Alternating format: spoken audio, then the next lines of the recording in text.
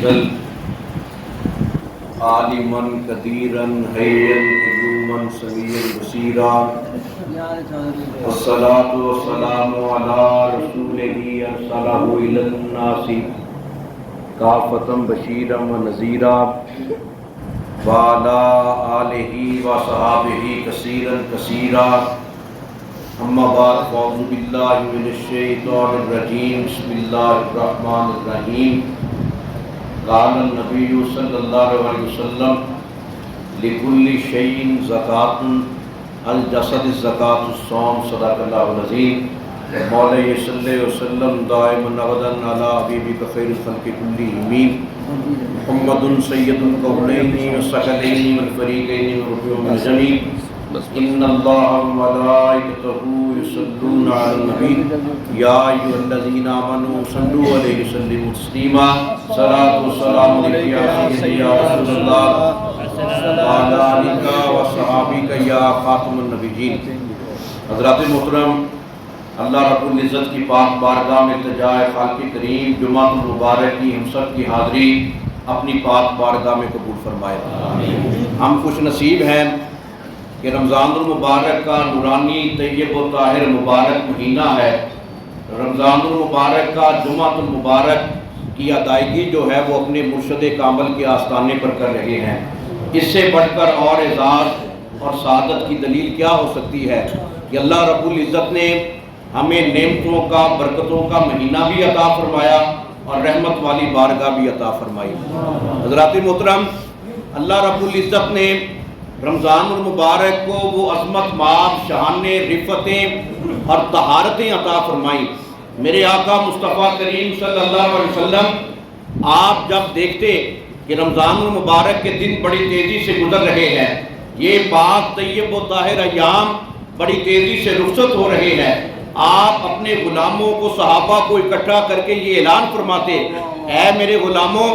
زندگی میں تمہیں یہ شرف ملا ہے، یہ مبارک باد گھڑیاں ملی ہیں، جتنا ہو سکے اللہ کی رحمت کے جو مزے ہیں وہ دامن مراد میں سمیٹ لو۔ پھر پتہ نہیں زندگی میں دوبارہ یہ گھڑیاں ملے، یہ لمحات ملے یا نہ ملے، یہ مبارک موقع ملے یا نہ ملے، اب اللہ تم پر مہربان ہے، اللہ اپنی رحمت کے دروازے کھول رہا ہے، تم رحمت کے دروازے میں چلے جاؤ، رحمت کے دروازے میں داخل ہو جاؤ۔ اور میرے آقا محمد عربی صلی اللہ علیہ وسلم نے یہ فرمایا، اور جو حدیث پاک میں نے آپ کی خدمت میں پیش کی کہ ہر چیز کی کوئی نہ کوئی زکوٰۃ ہوتی ہے، اگر بندہ مومن کے بدن کی زکوٰۃ ہے وہ روزہ ہے۔ جس طرح ہم مال میں سے زکوٰۃ دیتے ہیں، ہمارا مال پاک ہو جاتا ہے، ستھرا ہو جاتا ہے، اگر ہم اپنے بدن کو روزے کے ساتھ مزین و آراستہ کریں گے، اللہ رب العزت ہمارے بدن کو بھی پاک فرمائے گا، ہماری روح کو بھی پاک فرمائے گا، ذہن کو بھی پاک فرمائے گا،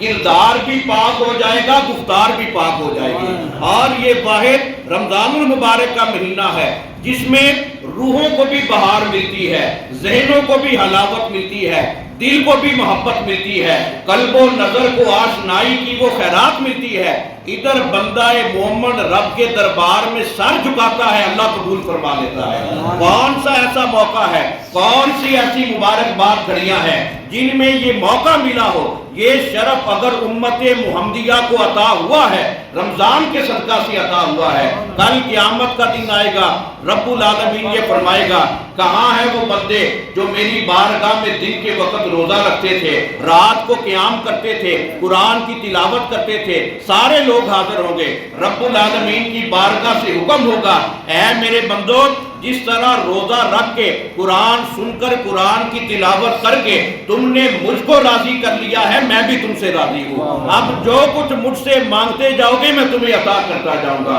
اور پھر اس وقت اللہ رب العزت اپنی رحمت کا جو سلسلہ ہے وہ رمضان المبارک کے روزے رکھنے والوں پر ایسا واہ فرمائے گا کہ معاشر کی کڑی دھوپ میں اگر سایہ ملے گا رمضان اور قرآن کی نعمت کے صدقہ سے ملے گا۔ یہ اعزاز صرف اور صرف رمضان المبارک کے ساتھ خاص ہے۔ 15 رمضان المبارک کا جو دن اللہ رب العزت نے ہمیں عطا فرمایا، یہ نواسہ رسول، جگر گوشہ بطول، ابن رسول حضرت سیدنا امام حسن مجتبیٰ علیہ السلام، آپ کا یوم ولادت گزرا۔ آپ کی وہ عظیم شخصیت ہے، کون حسن؟ جو راکب دوش رسول بھی ہے، جو زینت حجرہ بطول بھی ہے۔ کون حسن؟ جو امام زمن بھی ہے، جو رونق چمن بھی ہے، جو زینت انجمن بھی ہے۔ امام حسن کی واحد وہ ذات ہے۔ میرے آقا نے امام حسن کو اپنی گود میں اٹھا کر صحابہ کو مخاطب کر کے یہ اعلان فرمایا، ابنی ھذا سید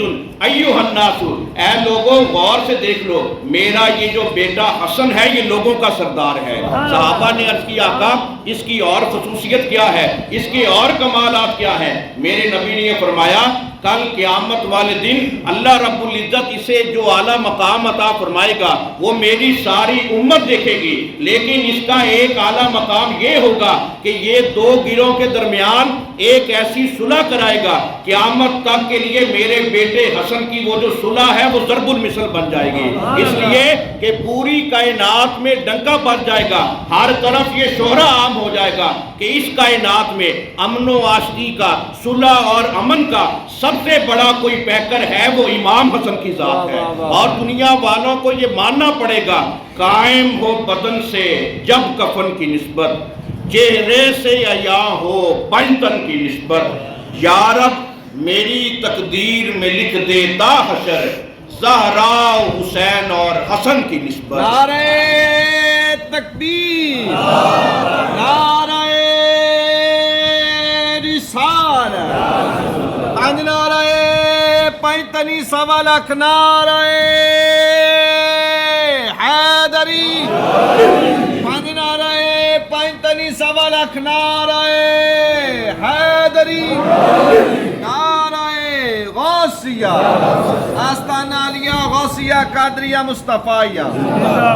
آپ کے کمالات، آپ کے اوصاف جمیلہ بے شمار ہیں، اور یہ رمضان المبارک کی گھڑیاں آپ کا وسیلہ پیش کرنے کا بھی ہمیں حکم دیتی ہے، یہ یاد دلاتی ہے۔ اور پھر 17 رمضان المبارک کا جو دن اللہ رب العزت نے ہمیں عطا فرمایا، سب سے پہلی نسبت اس کی یہ ہے کہ یہ غزوہ بدر کے ساتھ خاص ہے، اور اللہ رب العزت نے تاریخ اسلام کو یہ شرف عطا فرمایا، پہلا غزوہ جو اسے میسر آیا جس میں حق بھی کھل کر سامنے آ گیا، باطل بھی سامنے آ گیا، اس کا نام جو ہے وہ غزوہ بدر ہے۔ اور میرے آقا محمد عربی صلی اللہ علیہ وسلم نے اللہ کے حکم سے قرآنی اصطلاح میں اسے یوم الفرقان کے ساتھ تعبیر فرمایا ہے کہ اس دن ہر چیز کھل کر سامنے آ گئی، ہر چیز کا فرق سامنے آ گیا۔ وَلَقَدْ نَصَرَكُمُ اللَّهُ بِبَدْرٍ وَأَنْتُمْ أَذِلَّةٌ، اللہ رب العزت نے قرآن میں گواہی دی، اے مومنو اس بات کو یاد کرو جب میں نے، میری ذات نے تمہیں بدر میں طاقت، قوت اور ہمت عطا فرمائی، غلبہ عطا فرمایا، حالانکہ تم قلیل تھے، تھوڑے تھے۔ اور یہ بات ثابت ہو گئی کہ جب تھوڑے ہوں ان میں جذبہ ایمانی ہو، قوت ایمانی ہو، حرارت ایمانی ہو، محبت ربانی ہو، وہ تھوڑے جو ہیں، وہ قلیل جو ہیں، وہ کثرت پر غالب آ جاتے ہیں۔ اور پھر تاریخ نے، چشمے فلک نے یہ منظر بھی دیکھا کہ مسلمان 313 جنہوں نے اپنے پیٹ پر پتھر باندھے ہوئے ہیں، چہرے جو ہیں وہ پیلے ہیں، زرد ہیں، بھوک کے مارے ہوئے، فاقوں میں مبتلا، لیکن ان کے سامنے ایک ہی جذبہ تھا، نہ ان کے پاس تیر تھے، نہ تلواریں تھیں، نہ سپاہ تھے، نہ گھوڑے تھے، کچھ بھی نہ تھا۔ اگر انہیں بھروسہ تھا محمد عربی کے کرم پر بھروسہ تھا، انہیں نہ سپاہ پر، نہ تیغ پر، نہ تیر پر، نہ تلوار پر، اگر تقیہ تھا تو حبیب پروردگار پر۔ اور یہ وہ محبت کا زیور ہے۔ اور دوسری طرف دیکھیے، ایک طرف 313، دوسری طرف 1000 سے زائد کا کفار کا لشکر، جن کے پاس تلواریں بھی بڑی عالی شان، جن کے پاس تیغ بھی بڑی عظیم، جن کے پاس جاہ و حشم والی فوج، جن کے پاس بڑے بڑے دعوے کرنے والے بڑے بڑے جرنیل۔ جب میرے آقا نے یہ منظر دیکھا، کاشانہ نبوت اور رسالت میں حجرہ پاک میں تشریف فرما ہوئے، جا کر اللہ کی بارگاہ میں یہ التجا کرتے ہیں، میرے مولا اگر یہ مٹھی بھر 313 آج اگر زمین سے مٹ گئے، قیامت تک کوئی بندہ جو ہے وہ تیرا نام لینے والا باقی نہیں رہے گا۔ میرے مولا کرم فرما، آج تو نے یہ جو اعلان فرمایا، ان الدین عند اللہ الاسلام، اگر تیرے نزدیک کوئی دین ہے، مذہب ہے، وہ اسلام ہے۔ آج اسی اسلام پر مشکل وقت آیا ہے، اس کی مدد فرما، اس کی رہبری فرما۔ اور غزوہ بدر جہاں پر بہادری اور شجاعت کا سبق دیتا ہے، وہاں پر ایک رہنمائی ہمیں یہ بھی ملتی ہے، میرے آقا ابھی تک آپ نے جنگ کا منظر پیش نہیں کیا، ابھی تک دونوں فوجیں آمنے سامنے نہیں ہوئی،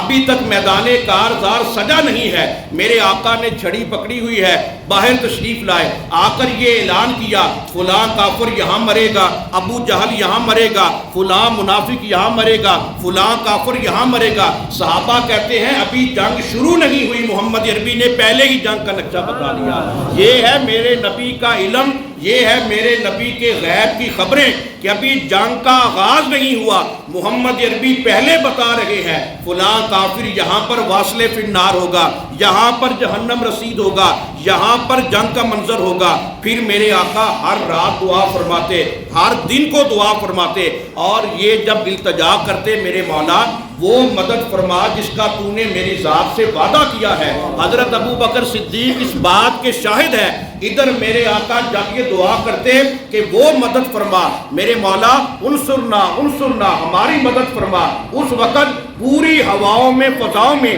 ایک کپ کپی سی طاری ہو جاتی، ہیبت کا منظر طاری ہو جاتا، ایک عجیب قسم کا سما بن جاتا۔ پھر جبریل حاضر ہوئے، عرض کرتے ہیں آقا آسمان کی طرف دیکھیے، وہ جبریل ہے جو 1000 فرشتوں کی فوج لے کر آ رہا ہے، وہ جبریل کو پھر دیکھیے، پھر 1000 فرشتے آ رہے ہیں، تقریباً 3000 فرشتے۔ مفسرین امت نے، محدثین کرام نے مختلف تعبیرات کے ساتھ ذکر فرمائے کہ وہ حاضر ہوئے، فرشتوں کے ذریعہ سے اللہ رب العزت نے مسلمانوں کی مدد فرمائی۔ آج بھی وہی ماحول ہے، آج بھی وہی مسلمان ہے، آج بھی فرق صرف اتنا ہے کہ یہ اوپر سے کلمہ پڑھنے والے ہیں، وہ اندر سے کلمہ پڑھنے والے تھے، یہ اوپر سے نعرے لگانے والے ہیں، وہ اندر سے محمد عربی پر مر مٹنے والے تھے۔ علامہ اقبال نے یہ فرمایا کلمہ تم بھی پڑھتے ہو، کلمہ وہ بھی پڑھتے تھے، نماز تم بھی پڑھتے ہو، نماز وہ بھی پڑھتے تھے، روزہ تم بھی رکھتے ہو، روزہ وہ بھی رکھتے تھے، فرق صرف اتنا ہے فضائے بدر پیدا کر، فرشتے تیری نصرت کو اتر سکتے ہیں گردوں سے قطار اندر قطار، کہ آج بھی وہ ماحول پیدا کر، آج بھی وہ جذبہ پیدا کر، آج بھی وہ تڑپ پیدا کر، آج بھی وہ دن دور نہیں۔ اگر تیرے اندر صحابہ جیسا جذبہ پیدا ہو گیا، ابو بکر جیسی روح پیدا ہو گئی، عمر جیسی محبت پیدا ہو گئی، عثمان جیسا جذبہ ایمانی بیدار ہو گیا، علی جیسا جذبہ شجاعت پیدا ہو گیا، ادھر تم گھر سے بعد میں باہر نکلو گے، فرشتے پہلے مدد کے لیے آ جائیں گے۔ فرق صرف اتنا ہے کہ جذبے کی کمی ہے، محبت کی کمی ہے، ورنہ کلمہ وہی ہے، رب وہی ہے، محمد عربی کی پاک ذات وہی ہے جو فیوز و برکات تقسیم کر رہے ہیں۔ فرق صرف ہمارے ایمان کا ہے، یقین کا ہے، محبت کا ہے۔ آج بھی وہ جذبہ بیدار ہو جائے، آج بھی اللہ رب العزت فرشتوں کے ذریعہ سے مدد فرمائے گا۔ 17 رمضان المبارک کا دن اس لحاظ سے بھی عزت و عظمت والا ہے کہ اللہ رب العزت نے حضرت سیدہ عائشہ صدیقہ رضی اللہ تعالیٰ عنہا آپ کی ذات کے ساتھ بھی یہ دن جو ہے یہ منسوب فرمایا، آپ کا یوم وصال ہے، اور قرآن مقدس کی صریح نص سے یہ بات ثابت شدہ ہے کہ جن عورتوں کے ساتھ میرے آقا نے نکاح فرمایا، جنہیں اپنے حرم اقدس میں داخل فرمایا، وہ عورتیں جو ہیں پوری کائنات میں اپنی مثال آپ ہیں۔ نساء نبی لستن کاحد من النساء، اللہ رب العزت نے یہ فرمایا اے نبی کی پاک بیویوں، اے ازواج مطہرات، تم پوری کائنات کی ہر عورت سے پاک ہو، ہر خاتون سے پاک ہو، اس لیے کہ تمہاری جو نسبت ہے وہ صحبت رسول کے ساتھ ہے، اور یہ وہ اعزاز ہے۔ اور ام المومنین خدیجہ الکبریٰ کے بعد جس آپ کی پاک زوجہ کو سب سے اعلیٰ مقام ملا، جس نے میرے آقا کے مبارک قلب عطر میں گھر کیا، وہ عائشہ صدیقہ کی پاک ذات ہے۔ واحد عائشہ کی یہ پاک ذات ہے کہ اللہ رب العزت نے حضرت عائشہ صدیقہ کو یہ شرف عطا فرمایا کہ آپ کی جو پیدائش اور پرورش ہے وہ صداقت کے گھر میں ہوئی، ازدواجی زندگی گزری وہ نبوت کے گھر میں گزری۔ یہ وہ مقام ہے جو اللہ نے کسی کو عطا نہیں کیا۔ اگر یہ مقام ملا ہے عائشہ صدیقہ کو ملا ہے، اور آپ کی وہ شخصیت ہے عورتوں میں، خواتین میں، کہ تقریباً 13 مقامات پر قرآن مقدس میں اللہ رب العزت نے آپ کی پاک دامنی کی خود گواہی دی ہے۔ آپ خود فیصلہ فرمائیں کیا شان ہے آپ کی، جب کافروں نے تانا زنی کی، جب مشرکوں نے، جب منافقوں نے طرح طرح کی بےہودہ باتیں کی، اس وقت رب العالمین نے قرآن میں آپ کی پاک دامنی کا ایسا سبق دیا جو قیامت تک کے لیے ہمارے لیے مشعل راہ ہے۔ اور پھر آپ یہ دیکھیے حضرت سیدہ عائشہ صدیقہ رضی اللہ تعالیٰ عنہا، آپ صرف ولیہ نہیں تھی، آپ صرف زوجہ رسول ہی نہیں تھی، آج جو حدیث نبیہ کا بڑا ذخیرہ سیاستہ کی صورت میں ہمارے پاس موجود ہے، اس میں ہزاروں کی تعداد میں جو مرویات ہیں وہ مسند عائشہ کی صورت میں آج ہمارے پاس محفوظ ہے۔ گویا آپ نے ہمیں حدیث نبیہ کا وہ ذخیرہ عطا فرمایا، قیامت تک کے لیے جو بھی حدیث نبیہ کو پڑھتے جائیں گے وہ عائشہ صدیقہ کا شکر ادا کرتے جائیں گے کہ آپ نے ہم پر علم کا، نبوت کا، محبت کا اور معرفت کا وہ فیض عام فرمایا۔ اور غور طرف بات یہ ہے، عقیدے کے اعتبار سے یہ بات اپنے ذہن میں بٹھا لیجئے، آج جو بھی بندہ حج کی صورت میں، عمرہ شریف کی صورت میں جب بھی مدینہ منورہ جاتا ہے، روضہ رسول کی زیارت کرتا ہے، اگر روضہ رسول وہاں پر جو ہمیں نظر آ رہا ہے وہ حقیقت میں عائشہ پاک کا حجرہ مبارک ہے، جہاں پر میرے آقا نے وصال فرمایا، اسی مقام پر آپ کی وصیت کے مطابق آپ کو دفن کیا گیا۔ اور حضرت عائشہ صدیقہ آپ یہ فرماتی ہیں کہ جب ابو بکر صدیق کو دفن کیا گیا میں بغیر حجاب کے وہاں پر جایا کرتی تھی، جب عمر فاروق کو دفن کیا گیا میں اس وقت حجاب لے کر اپنے آپ کو پردے میں ملبوس کر کے جایا کرتی تھی۔ دوسری عورتوں نے پوچھا اے عائشہ اب کیا وجہ ہے؟ تو آپ نے یہ فرمایا اس کی وجہ یہ ہے کہ محمد عربی اور ابو بکر صدیق آپ یہاں پر قیام فرما تھے، کوئی پردہ نہیں تھا، اب عمر فاروق یہاں پر دفن ہو گئے ہیں، وہ میرے لیے غیر محرم ہے، اس لیے میں پردہ کر کے آتی ہوں۔ تو یہ آپ کا جملہ جو ہے پوری کائنات کی مسلمان خواتین کے لیے ایک مشعل راہ کی حیثیت رکھتا ہے، کس طرح اسلام نے، پیغمبر اسلام نے، ازواج مطہرات نے، اہل بیت رسول نے، بنات رسول نے ہمیں پردے کا تقدس قائم کرنے کا حکم دیا۔ اسلام نہ صرف جہاں پر ہمیں ایک محبت کا، ایک صراط مستقیم کا سبق دیتا ہے، وہاں پر ہمیں اخلاقی اقدار کا، تہذیب و تمدن کا اور ایک ایسے معاشرتی اقدار کا ہمیں درس دیتا ہے جس میں ہمیں اپنی عصمت کی، اپنی عفت کی، اپنی طہارت کی، شرم و حیا کی، پاک دامنی کا ایک ایسا زیور عطا کرتا ہے کہ حجت الاسلام امام غزالی یہ فرماتے ہیں کہ ازل سے لے کر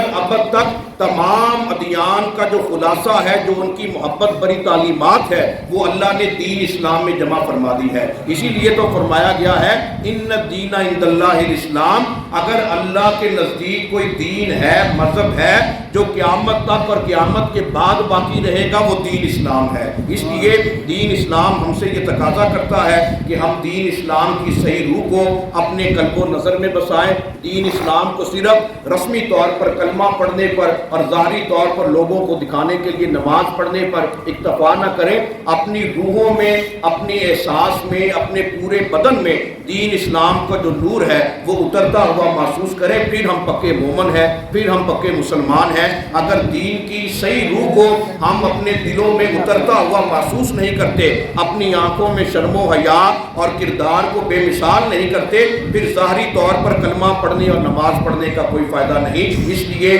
یہ رمضان المبارک کا مہینہ جو ہمارے لیے تزکیہ نفس کا ہے، احتساب کا ہے، اس کو اپنے لیے، دماغ کے لیے، روح کے لیے، احساس کے لیے، شعور کے لیے ایک نسخہ کیمیا بنائیں۔ جیسا میں نے ابتدا میں عرض کیا، ہم خوش نصیب ہے اپنے مرشد کامل حضور قبلہ عالم پیر سید محمد مصطفیٰ شاہ گیلانی قادری المعروف حضرت پیران پیر کوترا رحمۃ اللہ علیہ آپ کی مبارک بارگاہ میں جمعہ المبارک ادا کرنے کے لیے حاضر ہیں۔ یہ بڑی خوش نصیبی ہے، اس لیے ہمارا یہ حق بنتا ہے کہ یہ توبہ کا بہت بڑا موقع ہے، ایک بہت بڑا وسیلہ ہے کہ مرشد کامل کا واسطہ پیش کر کے، وسیلہ پیش کر کے رمضان المبارک کی ان گھڑیوں میں روزے کی حالت میں اپنے تمام صغیرہ کبیرہ گناہوں کی معافی مانگے، توبہ استغفار کرے، اور جب بھی فرض نماز پڑھے قرآن کی تلاوت کرے، اپنے مرشد کامل کے صدقہ سے توبہ کیا کرے، معافی مانگا کرے، اللہ کی بارگاہ میں کثرت کے ساتھ رجوع کیا کریں۔ یہ قرب قیامت کے لمحات اللہ کی بارگاہ میں زیادہ رجوع کرنے کا تقاضا کرتے ہیں،